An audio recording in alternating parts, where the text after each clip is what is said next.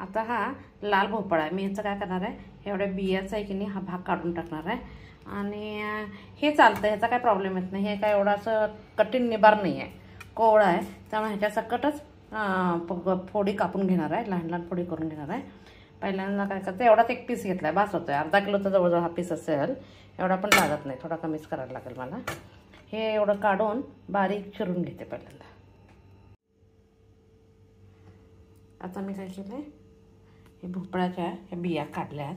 आता हे स्वच्छ हे केलं, आता बारीक चिरून घेणार. म्हणजे पातळ स्लाईस केलं की गॅस कमी लागतो. तर बारीक चिरून घेते. आणि स्किन काय मी ठेवणारच आहे, ह्याचं काय काढणार नाही कारण कोवळा आहे. असं तेल तापायला ठेवते.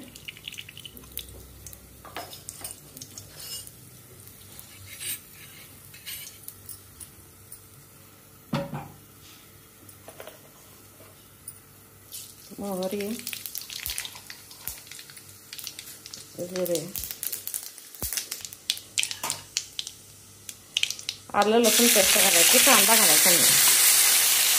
त्याच्यानंतर काय करायचं, हा भोपळा चिरलेला एक पाणी घालायचं. मी कोवळा भोपळा आहे त्यामुळे मी हे काय केलं नाही, त्याचं साल काय काढलेलं नाही आहे. कोवळाचा काय प्रॉब्लेम नाही, एवढा चिरायचा राहिला, चिरून घ्यायला पाहिजे.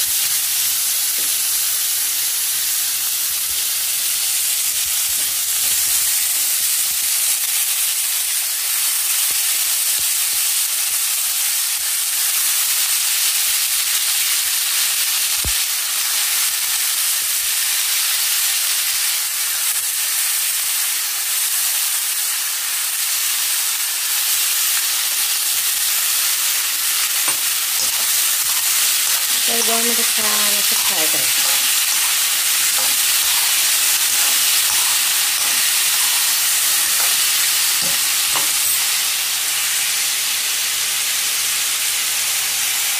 हळद,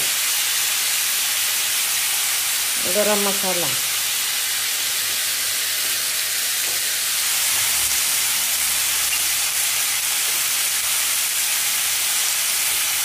मीठ आणि तिखट थोडंसं जास्त घालायचं का भोपळ्यामध्ये गोड अंश जास्त असते आणि थोडंसं तिखट जास्त घालायचं.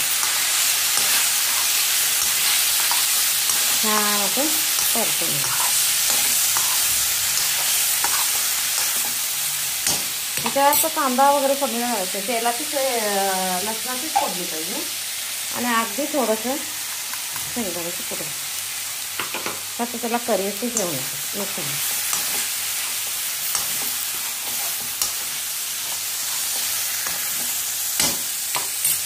आणि थोडंसं पाणी घालायचं, अगदी अंगापुरतं, म्हणजे शिजेपर्यंत एवढं. म्हणजे शिजून द्यायचं 5 मिनिटं. शिजून झाल्यावर कोथिंबीर घालायची. गॅस बंद केला, थोडा शिजला. त्याच्यावर कोथिंबीर घालायची.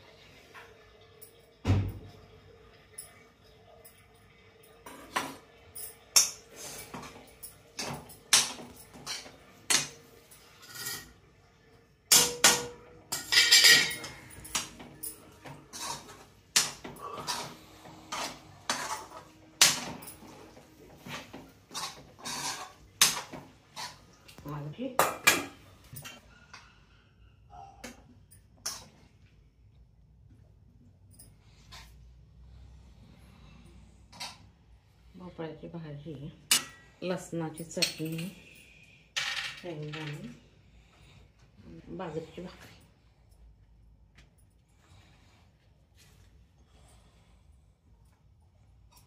आणि दही.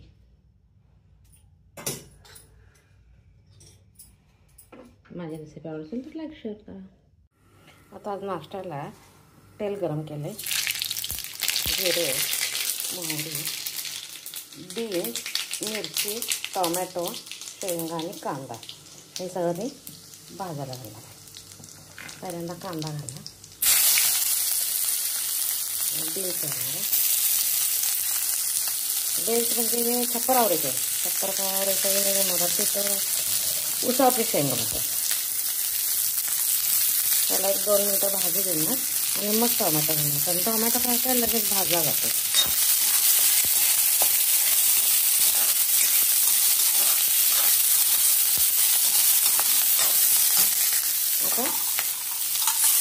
आता टोमॅटो घालणार. आता थोडीशी साखर घालणार, चवीपुरतं मीठ, गरम मसाला आणि थोडीशी कोथिंबीर. म्हणजे आज जेवायला भोपळ्याची भाजी आणि हे केलं, भोपळ्याची भाजी आणि बाजरीची भाकरी आणि नाश्त्याला शेवयाचं पीठ केलं.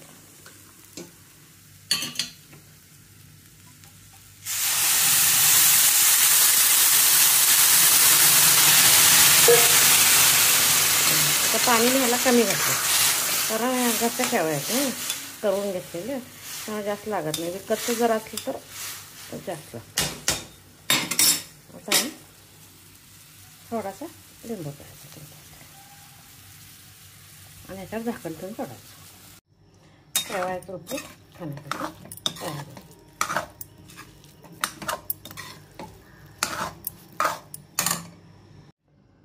आता ह्या कण्या आहेत, कण्या मी थोडा वेळ पाण्यात भिजत घालते.